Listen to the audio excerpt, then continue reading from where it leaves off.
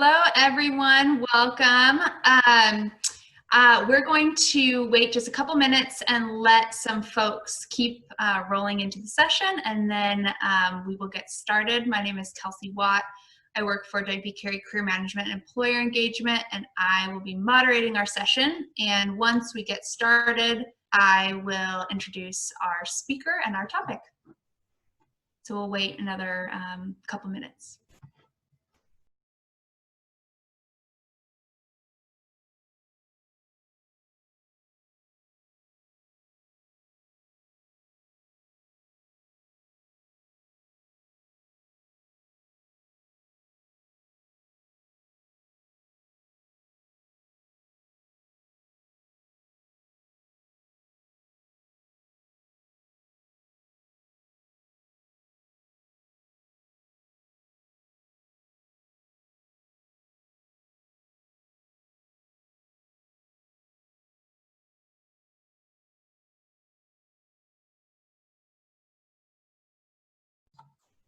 All right, folks, so we'll go ahead and get started. Thank you guys so much for joining us. It looks like there's only about 5 of us in this room, which is great. So we'll be able to have a little bit more of an interactive session, which will be awesome. But thank you again for joining us. This session is part of a International Student Career Development Summer Series, and this session is part of one of 23 different sessions that are hosted virtually, specifically for international students and alumni. We have a lot of great sessions, so go ahead and sign up for as many as you would like. I will post the link in the chat to all of the sessions. So you have that. If you're unable to attend any of the sessions that seemed interesting, but they were yesterday or the day before, that is okay. We are hosting this again in June and July, so you'll have an opportunity to see any sessions you missed. In addition, please note that this session is being recorded, so you will have access to it. We will send it out to you. We will also send out a PDF of the PowerPoint to you after the session. A few housekeeping items. I'm going to ask that everyone stay on mute until we get to a certain part of the presentation, and then we will be asking for a little bit of participation if you would like, and we'll allow you to unmute yourself. Yeah, so let me introduce our presenter. Our presenter is Joey Kimes. He is the Senior Assistant Director on the Career Management team at Carey School of Business, and he specifically partners with, I don't even know where I work, he specifically partners with our MBA students. The MBA students he works with primarily are students with a finance and consulting concentration. Joey knows the importance of students identifying directed career goals and cultivating an action-oriented process to meet those goals, with a focus on proactive actions that drive towards career-focused results for students. While at Carey, Joey has worked on designing a program to cultivate MBA-level, career-ready business professionals. He has also supported technology process implementation. Joey is a Gallup certified strengths coach, and he holds an MBA from the, is it called Hyder College of Business at Creighton University, and an MS in Student Affairs in Higher Education from Colorado State University, a BA, 2 BAs, one in journalism and one in psychology from Marquette. So please welcome Joey, and he will go over our presentation. Thanks, Joey. Hi all, thank you, Kelsey, so much for the introduction. I'm really excited to be here today and to get to talk to you all a little bit about personal narrative. One thing I realized as we are kicking this off is that I have started this at the back end. So I'm gonna scroll through this presentation really quick to get us back to the front. So ignore this flash forward through everything in reverse. But here we are at the front of our deck today. As we get ready to talk and jump in, we're gonna be walking through crafting your personal narrative. Before getting into everything that we're gonna have the opportunity to talk through though, knowing that it is a smaller group, I would love to have the opportunity to get to know who's here. So before jumping in, I'm gonna ask each of you to one at a time jump up and introduce yourselves. What I would love to know about you is your name. I know I can see that on the screen, but I'd love for you to introduce yourself with your name, your current major, and what year you are in school. So very brief introduction just to kind of set the tone for where we're at. So with that, Kelsey, if you want to drive who will be unmuted and introducing themselves, I would appreciate that. Yeah, absolutely. So I have allowed everyone to unmute themselves. Shanice, do you want to go first?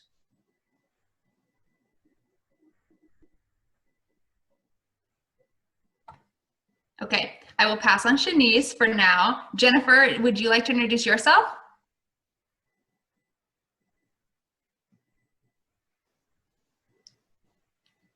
I think I have allowed everyone to unmute. Yes, I have.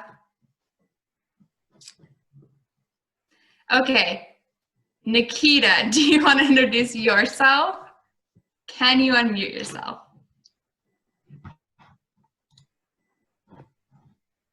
What we can do, just in case there are technical difficulties, let's have each of the three of you introduce yourselves in the chat.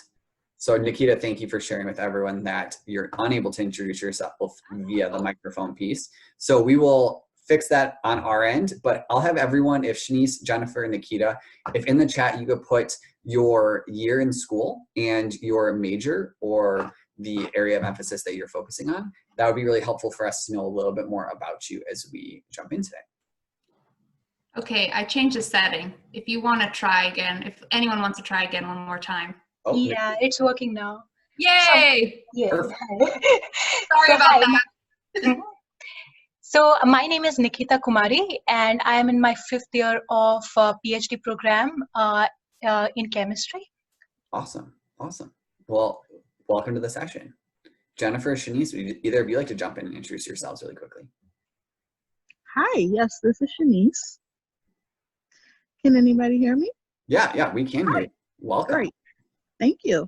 So this is Shanice Smith, and I'm in my sophomore year, and I'm a transfer student coming in the fall, and I'm excited to be a Sun Devil, and I'm studying electrical engineering. Awesome. Well, we are excited to have you as part of the Sun Devil family. Welcome. Thank you. And then Jennifer, if you wouldn't mind introducing yourself really quickly. Oh, Jennifer, I see she typed into the chat. So she is a graduate in mechanical engineering. So thank you very much for throwing that in there. And it's helpful to know that we have a full engineering crowd. So this is a good way to help us to target some of the content that we talk about today and to really focus on how to craft a narrative specifically within that function. So a little bit of an overview of our agenda today. Number one, we've already knocked that out with the introductions, and we're gonna finish that up with the overview of the content currently. So there's 4 pieces of content that we're gonna walk through today. First up, we're gonna talk about what is personal narrative. It's gonna be a helpful way to dive into understanding what this topic is so that we can really start to pull apart how do we craft that for each of you individually. The second part that we'll look at is why focus on narrative. Once we have an understanding of what it is, understanding the why behind the focus on it will be really helpful to give you the background to create a strong narrative. The third piece is going to be using the rubric. In career management and employer engagement, we've developed a rubric that allows you to have a baseline to evaluate your personal narrative on, and it'll give you the ability to give yourself some feedback or to get feedback from others as to where to enhance your narrative to best fit the audience that you're looking to work with. And lastly, we've got questions and comments at the back end of this presentation. What I do want to let you all know is that with the smaller group, I'm more than happy to take questions throughout the course of our presentation today. So if at any point you do have a question, feel free to raise your hand. When we get to a point where we can pause briefly, Kelsey will invite you to either jump in and share your question in the chat or unmute yourself and share your question out loud. Either way, I do want you to feel comfortable sharing your questions throughout so we can tailor this content, not only to what I know is important in terms of developing a personal narrative, but also to what you're wanting to know more about in relation to personal narrative. Sound good to everyone? I know everyone's muted, so I'm just gonna assume that that sounds good. But as we jump in here, what is personal narrative? There are so many different things that could go into personal narrative. Some of you might have heard it called an elevator pitch. Some of you might have heard it as the tell me about yourself. in an interview setting. It's called a lot of different things in a lot of different places, but the short answer of what is personal narrative is that it's your story. It's the story that you bring to any conversation that you're having. It's the story that you bring to showcase who you are and where you want to go.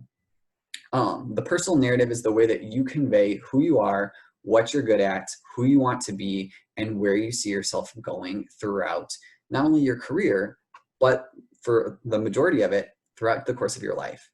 This personal narrative allows you to craft a way for people to understand who you are. The longer answer, though, in terms of what is a personal narrative, is that it's a really valuable career capability. No matter what it is that you want to go into or pursue in terms of your career, you're always going to find yourself in situations where you need to be able to introduce yourself and start to build a relationship by establishing an early connection. That's where the narrative comes into play. Your narrative is one of the greatest tools that you'll use in your professional life, as again, it's that little piece that we don't realize how often we use it, but it's almost always existent in the conversations that we're having. Your personal narrative is also something that's evolving and changing. And it's not just evolving and changing as your career goes on and grows, but it's evolving and changing based on the different audiences that you're communicating with. Even today, if you were to give two introductions of yourself, if they're to two very different audiences, the narrative should be able to ebb and flow a little bit to best showcase what it is that that individual audience is going to be most interested in learning about you. As we talk about what the personal narrative is, know that I'm going to call it personal narrative as that's the language that we use within WP Carey. But as I mentioned, there's a lot of different phrases or words that could go into what this is. A personal introduction, again, the elevator pitch, all of those are again bundled under this idea of personal narrative. As we talk about the personal narrative today, know that we're going to focus a lot on content and what are those pieces that go into how you're introducing yourself. And intentionally, I'm not going to be presenting a structure for that. I do that because I want you to each have the ability to flex that structure as to what feels best for you. It's not going to be something to where I create a short checklist for you and say, these are the 3 pieces to always include, but rather giving you the tools and capabilities to identify what is going to be most relevant to the audience that I'm speaking with, and allow you the flexibility to recognize that your structure might look different than others who are also pulling together their narratives, and that's okay. So as we move on, it's important to think about why focus on the personal narrative. There's a lot of different reasons to make sure to build this capability in yourselves early and often throughout your professional career. First up, it's more than an interview. The personal narrative isn't just something that takes place when you're searching for a job or when you're in the midst of that job search process. The personal narrative is something that comes up in so many different contexts. I think about different times that I've had to introduce myself. Yes, there are the standard times of career fairs or interviews or informational interviews that pop up. But then I think about the other times that I've introduced myself, literally in an elevator, talking to someone, sitting on an airplane with the individual next to me, waiting in line at Starbucks, for example, and just striking up conversations. Introductions and conversations happen everywhere. And if we had more time, we could go into the networking part of that. But as we think about personal narrative, it's not just for the job search process, but it's also for those intentional and unintentional networking opportunities that we find ourselves embarking on every single day. With the idea of crafting a personal narrative, it allows you to be best prepared in any of these settings to be able to highlight who you are and what you want the other person to know about you, but also to make sure to touch on the value that you're able to bring to the person that you're talking to. When we look at this idea of taking control of your story, it allows you to be able to pinpoint the exact components of your previous experience, your background, your skills that are going to be most relevant to the individual that you're talking to. Rather than just being able to respond to the questions that are being asked, with having a well-defined and crafted personal narrative, you're able to take control of what your story is and how people are interpreting it. You get to pick which information is most relevant and share that proactively. That is a piece that is often overlooked with the idea of taking control, or with the idea of personal narrative, but something that's really valuable. One study from Princeton University actually talked about how our usage of speech allows our brains to mirror that of others and promote a more positive interaction from the listener. So with that study, if we had time to get more in depth with it, the takeaway is that how we tell our story will dictate how that person is really connecting with us. And it's important to know that that story that you're telling comes from your personal narrative.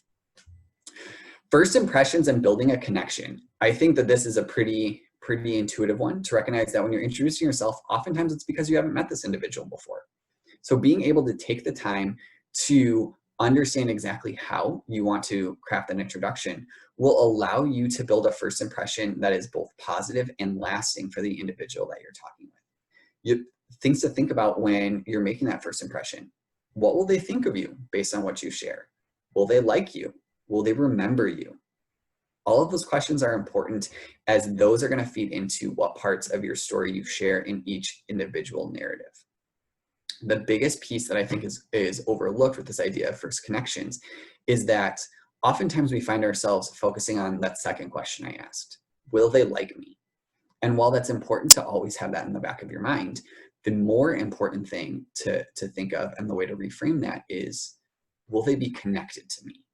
Building and establishing that connection is going to be one of the most critical pieces that comes from your personal narrative, and practice will allow you to best position yourself to build that connection that will last beyond just the initial conversation. The last piece that we've got up here is to convey relevant pieces of your story. This kind of ties back into all of the other 3 bullets. But as we think about what are those pieces of your story that are going to be most relevant to share, these are the 5 things that regularly come to my mind.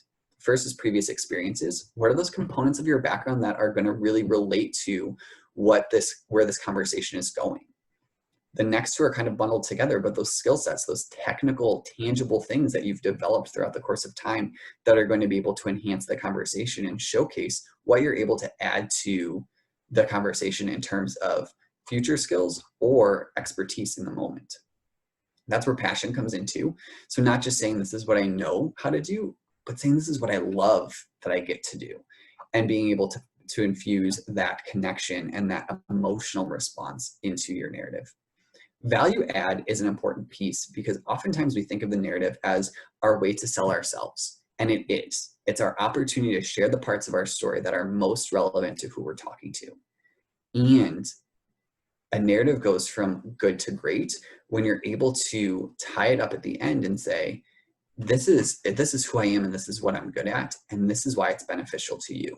If you can have whoever you're communicating with walk away with a richer understanding of how you add value to any part of the work that they're doing or the relationships that they have, that's where you're able to stand out. And that's where this idea of competitive advantage comes into play too. What makes you different than anyone else that they're talking to? As we think about personal narrative through some of the different career landscapes, if you find yourself in an event where you are one of a crowd who is navigating through talking to employers and trying to differentiate yourself from all other applicants, this idea of competitive advantage comes into play with narrative in terms of what are you sharing that's going to make you memorable? What's going to make you stand out? So with that being the why piece of this, and we've talked about the what of personal narrative, what I thought was going to be the most beneficial way to go next is to transition into a video to provide 2 examples of what narratives can look like. The first thing I want to own is, as Kelsey mentioned, I do work directly with our full-time MBA students in WP Carey. So I understand that the first thing you see is the title of this video that says Tale of 2 MBAs. While it is a video that was designed for MBA candidates, it is something that expands well beyond just one specific platform or function in terms of crafting your narrative. So I do want to own up front that while this is designed through the lens of the MBA program, we'll have a conversation afterwards about how it is generalized and expanded to any other program or major or area of study under the ASU umbrella. So with that, I wish that there was a link that worked, but I'm actually going to stop sharing my screen for a moment and pull up the video in another browser. And maybe, Joy, while you're doing that, there was a question about from Jennifer in the chat about, is there a specific time when you would use this personal narrative, or when are the best times to use it? Yeah, so I will answer that quickly before playing the video. So in terms of when is the best time to use your personal narrative or a specific occasion, it's anywhere where you find yourself introducing who you are to someone else. There are some structured times that it's going to be very beneficial. Anything in the recruiting process would be the first place to think about it. Career fairs, networking conversations, informational interviews, all of those are going to require yourself to introduce who you are.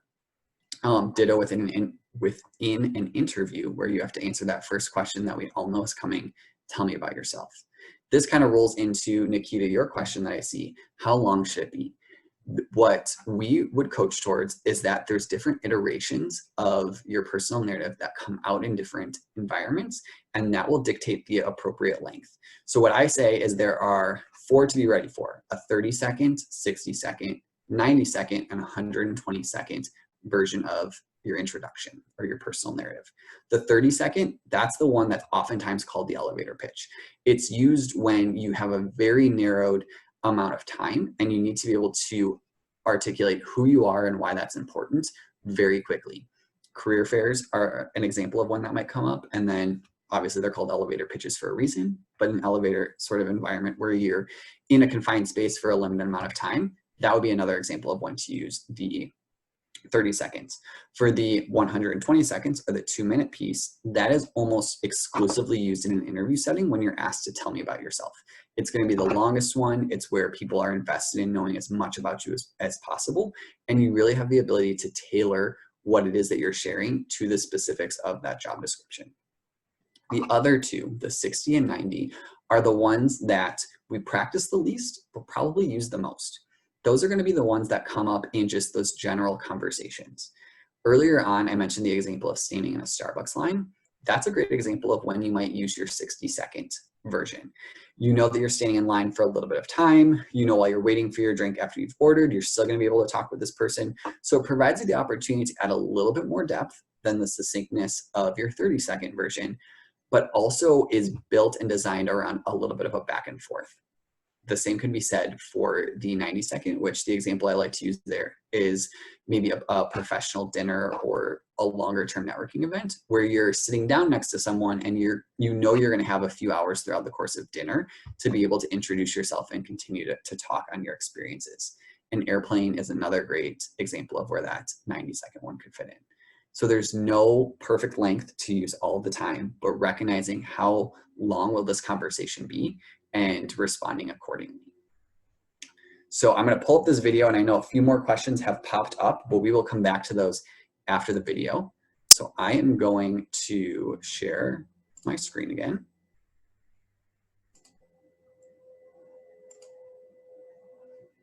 And hopefully you are able to hear this. First student walks in, sits down, gets asked, "Why do you want to work in private equity?" I studied engineering at MIT. I have a very strong quantitative background, spent 4 years at Goldman Sachs after that. Now I'm finishing up my MBA at Harvard Business School. I've taken all the finance classes, private equity classes. I'm very strong quantitatively. I really love finance. Bravo, impressive. Next student comes in, student number 2, sits down. "Why do you want to work in private equity?" Yeah, my CV, you see that I went to MIT, I studied engineering, I've got the quant. I spent 4 years at Goldman. Now I'm finishing up at HBS. But the real reason I didn't appreciate it until yesterday, I called my dad last night, told him I was coming to this interview. I said, "Dad, they're gonna ask me why I want to work in private equity. I need a good answer." First thing my dad asked me was, "What's private equity?" I explained to him. As soon as I did, he said, "You tell him it's because of bicycles." "What do you mean bicycles?" So remember those broken down, abandoned bicycles in the neighborhood? You kept bringing them home, put it in the garage, sandpaper it, spray paint it, take your toothbrush outside, get all the rust off the chain. What'd you brush your teeth with anyway? Squirt WD-40 on it, replace the inner tube, sell it to some kid in the neighborhood for $100. You always had way more money than your friends from selling those bicycles. So if I understand you correctly, son, you explain to him tomorrow that it's what you've been doing since you were 12 years old. You sell bicycles. They need to hire you. Partner goes home that evening, is having dinner with her husband. He says, how's recruiting going? Did you meet anyone interesting? She says, you will not believe this. I met this guy today. He said we should hire him because he's interested in finance. No, she's already forgot about him. He's gone. She's going to go home, tell the bicycle story to her husband that night. 10 years later, when the bicycle story guy is being promoted to partner in the firm, she's going to retell the bicycle story again now at his celebration. She's going to toast him, say, you'll never believe what this sucker told me. Retell the bicycle story to the people in the room, and she'll be able to remember it 10 years later. $100 becomes $300 because of inflation, but more or less it's the same story. Now, why does she do that? Why did she hire him instead of quant finance guy? Because she knows that in a year or 2 years from now, or maybe immediately, he's going to be sent to Thibodaux, Louisiana to meet Wade Boudreaux, who has a cement company. He's going to have to play golf with Wade Boudreaux and make Wade Boudreaux want to do business with him. Does Wade Boudreaux want to do business with quantitative I like finance guy or with the bicycle guy? If you know anything about Wade Boudreaux, you know what the answer is. Stories are going to create connections, generate sales, increase clients, all the stuff that matters. The CV stuff, that's there, that's impressive. That mattered a long time ago. What's going to matter in the future, much, much more, is the ability to connect, to tell stories. Stories.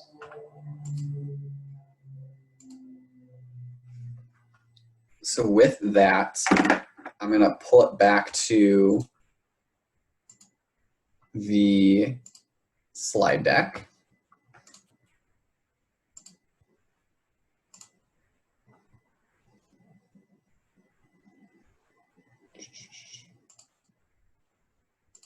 And I'd love to know some initial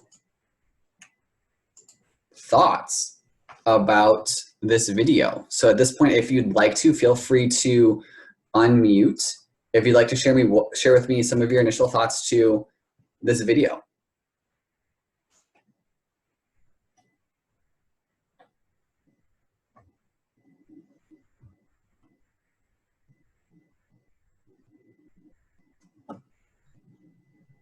I believe everyone should be able to again.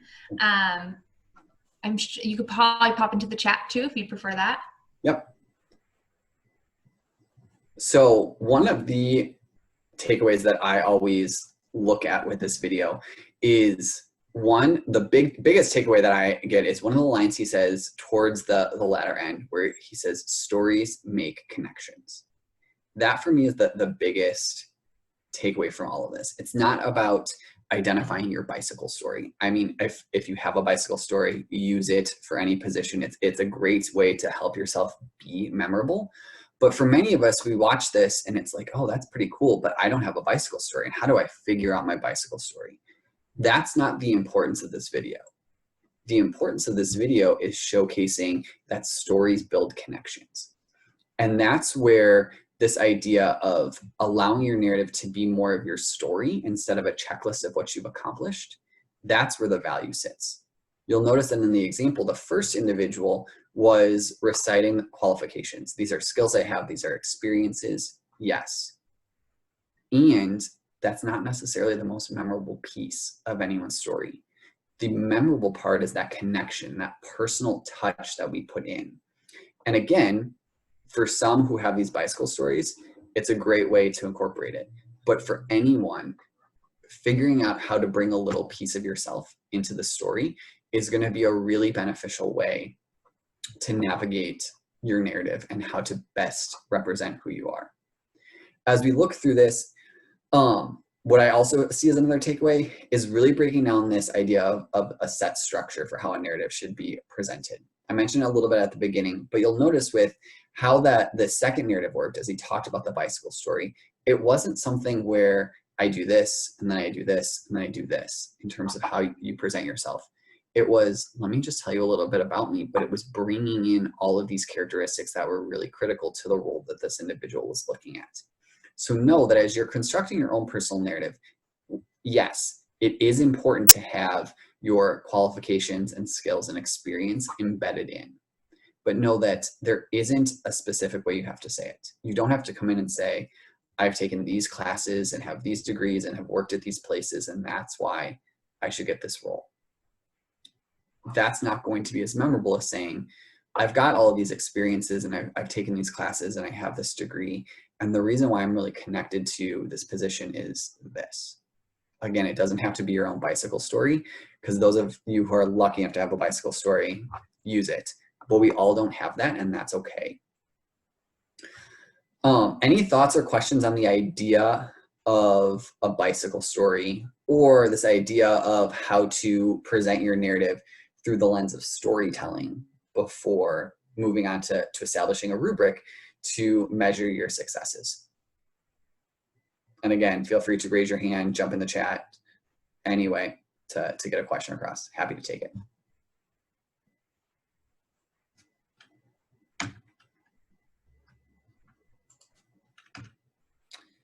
Seeing none, I'm going to keep moving on. Within WP Carey, we have developed a 3-tier rubric to be able to evaluate your narrative. Those tiers are tone, structure, and content.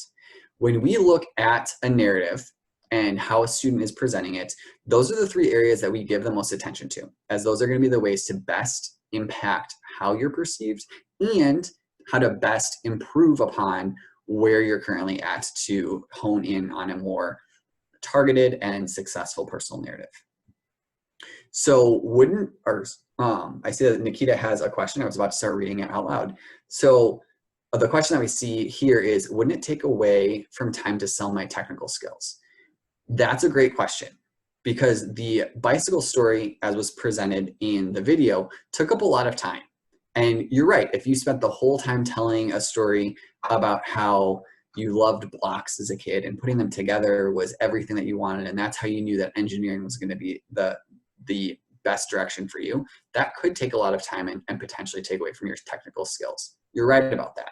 So it's about finding a balance and finding ways to incorporate threads of that story while also infusing your technical skills in. So if we're looking at that example that I was briefly giving, you might say, I've known since I was young that fixing things and putting them together is where my passion lies. From when I did this with dolls that had been damaged, to getting into my college degree and recognizing that engineering was the place for me, this idea of fixing has always been part of me. That was a 15-second tidbit that brings in that idea of narrative and storytelling and still presents you a minute and 45 seconds to really highlight on your technical skills. So know that it doesn't have to be overwhelming. And I know that that's one of the downsides of the video, is that it was a 2-minute, really in-depth, like talking to his dad kind of conversation, but it doesn't have to be like that. It could be a small 10-second incorporation of 2 sentences, but it feels different to have that sort of component as part of your narrative than just to say, I've done this and I've done this, because everyone else has done that too. So great question, Nikita. Thank you for sharing that in there. So back to the rubric, tone, structure, and content. The first component we'll look at with personal narrative is tone. As you can see on the screen, there's 2 areas that we would look at evaluating tone on. First up, express their narrative with appropriate amounts of energy, enthusiasm, and professionalism. The piece I want to note here is this is not about coming in with this over-the-top energy and exuberance and being someone that you're not. Oftentimes I find myself talking to students who identify as introverted, and they say, I just can't be excited in an interview the way that other people can. And my response to them is a little bit of a challenge and says, do you need to be just like everyone else, or can you show your excitement in different ways? A lot of that can come through with eye contact, with nonverbals such as nodding and having a smile here and there. Don't feel like it's got to be perfect and over the top and all rah-rah, but you want to be able to showcase that you've got a passion and an energy for what you're talking about. The second piece of tone is you left them wanting to hear more. This should be perceived as a good thing. You want to give them enough to where they know you, but you also want them willing to ask questions and diving deeper into what you're saying or what you're sharing about yourself. The other thing to note is that that's part of the tone piece, because it also is tied in with this idea of having a warm and inviting demeanor. So if you sit there and say all of these things like this, and then just cross your arms and sit there sternly when you finish, that doesn't really invite people to want to hear more. So know that the idea of left you wanting to hear more comes with both of those, both the nonverbals of people wanting to feel like they can approach you and ask questions, and the desire to ask those questions. So that's the tone piece. With this, or following that, is structure. So structure is what we've already talked about a little bit, and the way that we're measuring structure here is that it's organized in a logical progression that's easy to follow. So the piece here is, it doesn't feel like a checklist, but rather it's that story that makes sense in the order that it's told. Oftentimes for individuals, it's going to be told in either a chronological or reverse chronological method. It's the easiest way to use, both make sense, and it's an easy way for our minds to put together the pieces of our narrative. Either way is totally fine. What you want, and if you make sense of telling it in a different way, as long as it's organized and coherent, it's okay to do it in any other capacity as well. But you want to make sure that it doesn't feel like you're just popcorning around with different thoughts in your mind and saying, oh, and then this, and then this, and then this. The person you're talking with won't be able to logically follow your train of thought, and that's where it'll separate from the connection a little bit. The last piece is content. So here we've got 3 pieces that we're looking at. The top one was able to articulate background and what led them to their current area of focus in a memorable and differentiating manner. This is where the background piece comes in. We do want you to share who you are and what's led you to this point in your career. And the key pieces here are memorable and differentiating manner. We want whoever you're speaking with to remember who you are. For whatever reason it is, we want them to remember who you are. One reason why I enjoyed this piece of the rubric is because we've worked with one employer for the last 3 or 4 years at WP Carey, and this employer comes in, and when they start engaging with students and prospective candidates, the first question that they ask is, tell me something memorable, like, about yourself. Tell me something that not everyone knows that I'm going to be able to remember you by. And students go around the room, get to share these tidbits of who they are. And what's awesome is that when the company comes back, the same individuals come back in previous years, they still remember individuals based on what they shared the year prior. And it's because they're sharing something that's memorable and differentiating.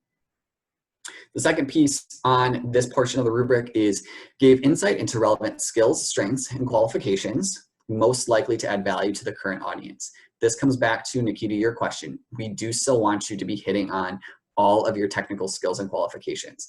They're important pieces to have in there. We just want to make sure that listing all of those doesn't take away from the personality that you're able to bring in as well. The last bullet here, I do want to make sure to add a little bit of differentiation on. Our last bullet, because again, we work directly with business students, says demonstrated an understanding of the business of business as well as the industry and function of focus. While the business of business phrase might not be applicable to everyone in different functions, the last part is incredibly relatable.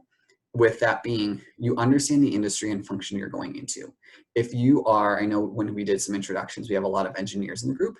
If you're looking to pursue a certain type of engineering, having an understanding of trends within the industry, of how things are moving, of what's going on, having that bigger picture sense and awareness is going to be really helpful. 1, in terms of differentiating yourself, but 2, in terms of showcasing that you're not just a candidate who can check the boxes, but you're a candidate who can go above and beyond. Any questions on any of these 3 components? Again, feel free to throw them in the chat box or jump in if you've got those. So what I want to do in the last few minutes before getting to questions is provide you with a couple of example narratives and have you give me some feedback quickly on what portions of the rubric the individuals could focus on. I see that we do have a question from Jennifer. So should we have different versions? I'm guessing that means have different versions of your narrative. What I would say is that you've got one main version of your narrative, and that might make up 85% of the story that you tell. But that other 15% is going to be a little bit of adapting and a little bit of ebbing and flowing to really fit your story to the audience that you have. As we talk about wanting to highlight the value that you're able to add to an individual or an organization, that's where that 15% comes in. We can't say that it's going to be the exact same value in every organization because we don't know what every organization is looking for. So that 15% where you're able to tweak your narrative will come into really tailoring towards what they're going to be looking for, because you don't want them to have any questions about your readiness to jump in and do what they're looking for. So I know we've got 3 folks up here. I'm only going to do 2 out of a little bit of a consciousness of time. So again, as I'm doing these example narratives, feel free just to throw in the chat some example or some feedback that you would give these candidates. So we're going to start with candidate A. Hi everyone. Something I should own at the beginning. All of these individuals are applying for a graphic design internship. So that's going to be a little bit of the perspective they're coming from. So hello everyone. I just wanted to let you know that I love, love, love art and technology. I am so excited about getting to do graphic design because it is everything that everyone has ever told me I should be doing. I'm a little familiar with Photoshop and Illustrator, 2 of the programs that I would need to use, and I taught myself how to do all of those. While I'm really excited for this role, I don't really know much about what the day in the life of a graphic designer looks like, but I know I'm going to love it because I've loved everything else about graphic design. So that's going to be that first narrative. So in the next few minutes or few seconds, throw in the chat any feedback you would give candidate A in terms of what could be improved upon with that narrative. Or feel free to raise your hand. Yep, I see Nikita's already thrown in there, too generic, right? It's really vague. I hit on some things, but there's nothing really specific in there. To not highlight any hard skills. Exactly. I talked a little bit about kind of throwing in Photoshop and Illustrator, but didn't talk about really getting in and doing anything with them. I just kind of dropped the names. Ooh. Any other thoughts there? So the thing that I was hoping that you'll notice is that for this one, tone and structure were pretty good. Right? There's a lot of energy. It was relatable. It kind of fit in terms of a flow. Oh, Shanice, I just see that you mentioned that she should communicate her value add and show research she's done. Exactly. You hit on the point I was just going to get to. With the thing that really takes away from this narrative is how she introduced herself and saying, I really haven't done much research. I don't know about what a day in the life of a graphic designer is, but I'm excited to do it. If we look at the content piece on that rubric, she really would have scored low in a variety of those facets. So to jump into the third one is the next one that I'll give really quickly. So this is the introduction for candidate C, again, for the same graphic design internship. So I grew up loving putting things in their place and making everything really crisp and organized. It was kind of weird as a kid, but everything clicked when I started designing PowerPoint templates for class projects in high school. I learned about graphic design from my sister's best friend. She was majoring in it in college and currently works in it in New York City. And I love the creative outlet and the ability to be at the forefront of some of the newest design technologies. In the time that I've been in college, I've led the charge to rebrand a club I'm a part of last year as the marketing chair, and love getting the ability to apply everything that I've learned in class in terms of Illustrator and really being able to understand the needs of an organization and put that into the graphics that they use. I'm really excited about the responsibilities of this internship as they line up with the skills that I know I'm going to need to be a successful graphic designer in the future. So in honor of time, what I would point out about this one is that this candidate hit on all of those things we were looking at. In terms of the content, it was tailored and it was specific towards what the role was going to be, but there was still that piece of personal story and narrative that was tied in with the idea of tying it into organizing and her sister's friend and all of those things. So there's a lot more that we could say about this, but I know that we're at time, so I want to open it up really quickly and see if there's any quick questions that you all have. And thank you for being part of our session today. So again, if you've got any quick questions, feel free to throw them in the chat. I'm happy to stick around to answer those.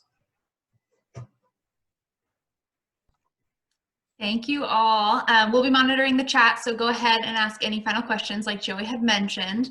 Also in the chat, I'm going to drop in the link to the entire series so that you are able to see all of the different seminars that are taking place over the next couple days, and that will be happening again in June and July. As I mentioned, we are recording this, so we will send the recording as well as a slide deck to you for future reference. And in addition, we are also going to be sending an evaluative feedback survey. We really appreciate your feedback on the session so that we can continue to improve all of these sessions for future students in June and July. If there aren't any further questions, thank you, Joey, and thank you everyone for attending. Thank you all. Enjoy the rest of the conference.